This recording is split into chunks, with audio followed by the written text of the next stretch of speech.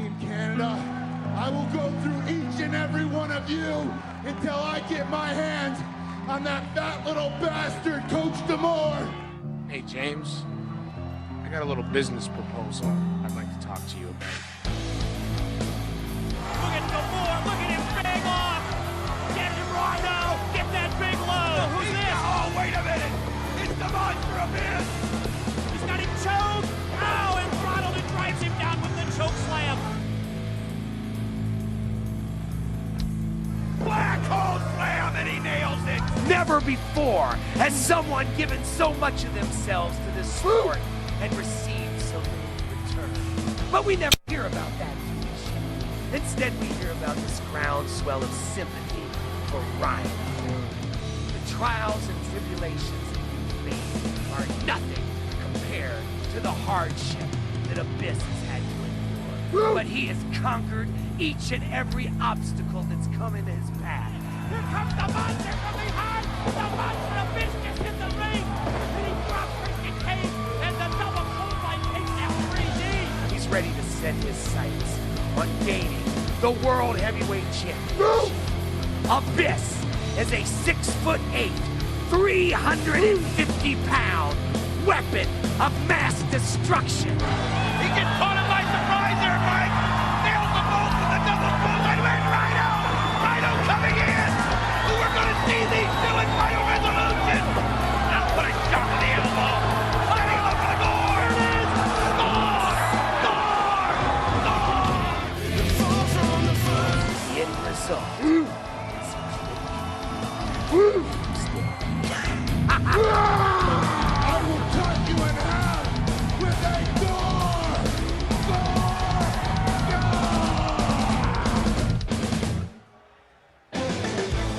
At Final Resolution, it's time for the Man-Beast against the Monster. It's time for Rhino one-on-one against Abyss. Let's go to JB.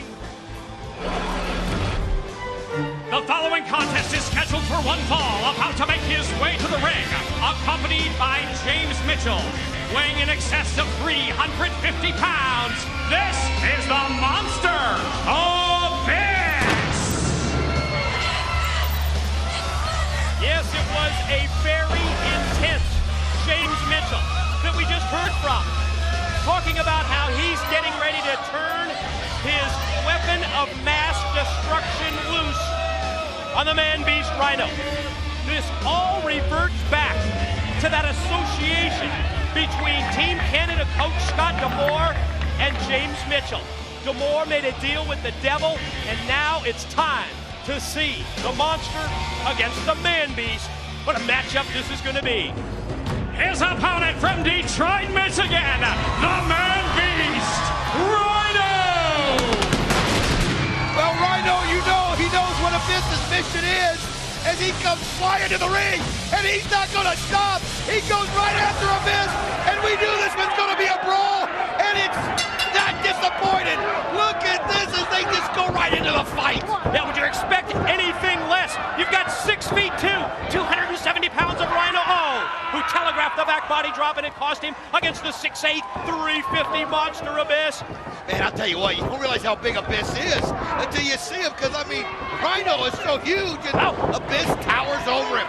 But Rhino's compact. He's going to have to use that compact strength and not allow Abyss any kind of room to get that black hole slam. Abyss charges into the corner, but Rhino got the elbow up, now springs off the ropes, and took him over the top! What a clothesline, what power behind that from Rhino! Sends him all the way out of the ring right there, and to the man, that just shows you how strong. Look out! And there he goes, right on the back of Abyss. How about that slingshot move by Rhino, crashing down on the top of Abyss? 270-pounder pulling off a move like that.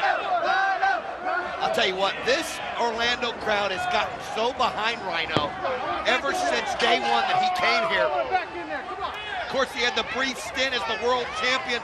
I think they just have adopted him, and they really get behind Rhino. It's been really nice to see him. Yeah, it really energized him. It has been amazing to see, to witness the fan support for Rhino. You said it energized him. It absolutely has. It's focused his career, I think, Don, especially at a point when he really needed it. All the problems that he went through.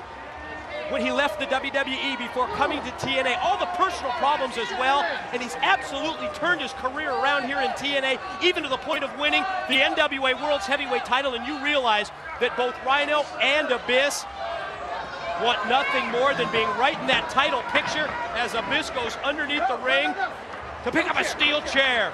But James Mitchell has got Abyss focused on one thing. It's just eliminating Rhino. I mean, these battle lines have been drawn, and Abyss has one goal, and that's just to make life hell for Rhino, and you can see he's doing it right there. What shots right there from the chair. Oh, man, those just hurt just watching it. Violent shots to the back of Rhino, and then you notice that Abyss took the top of the chair and then just drove it down right across his back.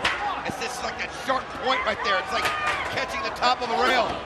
But Abyss, he has that one-track mind sometimes while he's concentrating on the chairs. That gave Rhino a chance to catch his breath and go right back at it. You know, that may be the one negative. When you really break down Abyss in the ring, and oftentimes he gets that tunnel vision, and it cost him here. He brought all the furniture out from underneath the ring. He tosses the chairs in, and that's enabled Rhino to turn it around, drops the leg, goes to the cover, and gets a 2 count. Rhino knows one thing that he's got to do when he gets his opening. When the door opens, he's got to be fast, quick, and repetitive. He's just got to keep going at Abyss, not give him any chance, but that power right there as he just slings him. You know, sometimes you can fight right through that tunnel vision, can't you? Yeah. When you're someone like Abyss, and you can take that kind of a beating, and then get right back to your feet and dish one out like he just did, shooting Rhino off into the corner. Mitchell loves this. He's got that steel chair. It's wedged in, it's sandwiched, positioned between the top and middle rope. And now, Abyss, his weapon of mass destruction, slowly makes his way over to Rhino and fires him off to the corner, but Rhino puts on the brakes. Yeah, Rhino saw it there when he went in the corner and right away put his arms up. But now he does it. Shot him right into it. Wow. What a shot. You know, it's like you talked about that. There's nothing that grabbing somebody and flinging them like a sack of potatoes won't do to cure any kind of a momentum shift. You know what I mean? Is it too simplistic to break this down as the black hole slam of Abyss against the gore of Rhino? Well, that's what it's going to take. That's what they like to do. And if Rhino gets that opening, he's going to hit that gore, and he hits you like a freight train. It takes the air right out of you, and by the time you react, he's got the pin, and the black hole slam is one of the most devastating things we've ever seen in TNA. But to hit a move like the gore, the specialty of Rhino, he needs to mount some kind of an offensive here. He needs to not only regroup and recover, as we see Andrew Thomas want no part of Abyss, but he has to weaken this monster Abyss. It's not like he can just pull that gore out of nowhere here. He's got to weaken him and get in position for the gore. The open hand slap. Oh man, directed right to the chest of Rhino. Well, what makes it so devastating is your opponent's worn out and they don't have any kind of resistance when you hit it. I mean, you have to time it perfectly, because it's also one of those moves that you use so much of your own body throwing it into somebody like Abyss. The same thing with the black hole slam. You're literally picking somebody up, twirling them around and slamming them with all your power. You got to make sure that opponent's weakened and wounded and has no chance to fight out of it. Abyss with the head vice, but Rhino fights and gets right back up to his feet, then comes off the ropes, and Abyss dropped him in his tracks. Big boot leads to a 2, no, only 2. Abyss right now, just you wonder what goes through his mind. James Mitchell has always been the one person that keeps him focused, keeps him grounded, keeps him going in the direction that he wants. And right now you can see it, that direction is trying to twist Rhino's head off his shoulder. And it's also as if Mitchell is that one individual who has been able to communicate with Abyss, whether it's by words, whether it's by hand signals. He's been able to do it. Rhino, he took him up to his shoulder. Yeah. My God, that's 350 pounds that he had up. I'll tell you what though, when he saw it, he went at it so quick and just got up there and just hit it and just slammed the back of Abyss's head. Look at this. It was a desperation move, and we're going to take another look at it. Wow! Just absolutely amazed. He got him up to his shoulders and then powered him down to the mat. His face planted him right there into the mat, and you can see Abyss right now is still shaken up, but Rhino is still tired from the beating that he took from Abyss, and he's having a hard time getting to his feet. And not only the beating, but also the strength and energy that it took in one quick move to take the 350-pounder up.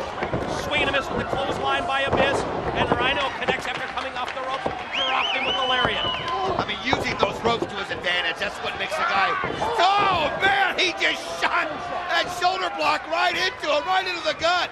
And here he comes and just nails him with the chair.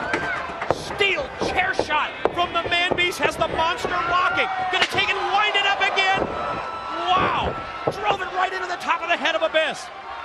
Rhino just reaching back so he gets more arced in that chair shot because Abyss, let's face it, he's 6'8". You've got to make sure you get that shot high up there as the crowd yelling one more time. And steel chair to the head. Yes, he gives them what they want, and that's why they love Rhino, the former NWA World's Heavyweight Champion here at the Impact Zone in Orlando. He's setting up in the corner. Oh, look at there. You see Mitchell grab him with the cane. Mitchell with the distraction. He's got his back turned. Keep your eyes on Abyss. Oh, he's got the steel chain in his hand. Oh, look out, Rhino, look out. Oh, he hits him dead on in the face with it. Absolutely caught him with that steel chain. James Mitchell did what he set out to do, and that was to distract Rhino just enough. Pin. No, he gets out of it. Wow. How did he kick out of that? I don't know, but that was really close to 3. Mitchell up on the apron now. We talked earlier about this communication. He's giving him the doomsday signal. He's setting off the detonator. He's setting off the detonator. He says Abyss, finish him off. And there you can see Abyss sets him up, trying to wind him in, but no! Spine buster! Rhino connects! How did he do it? Pin! 1, 2! Oh, man! I'll tell you, the strength of Rhino is just so impressive. When you deal with a guy that weighs as much as Abyss and picking him up like it's nothing. Rhino driver! Mitchell again communicating. Does he see Rhino back up to his feet? He yelled Rhino driver! No! Yes! How's he gonna do a Rhino? He's gonna try it! No way! Rhino driver? No! Impossible from there! Oh, look at again, James Mitchell! He's holding on to the leg of Abyss.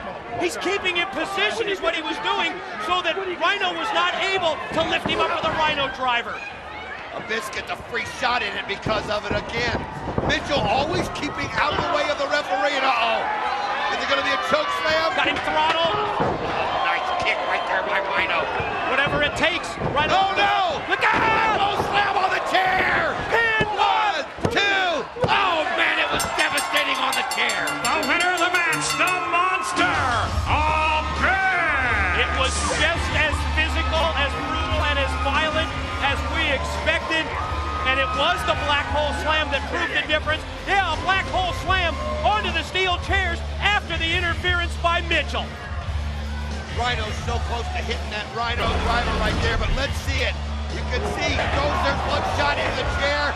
Look at these repeated chair shots here by Rhino.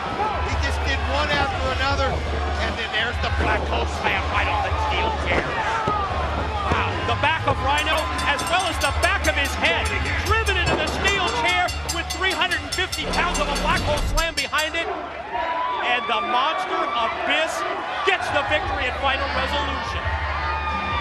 To the back, Shane Douglas is standing by with the challengers tonight for the NWA World Tag Team titles, Shane and Team 3D.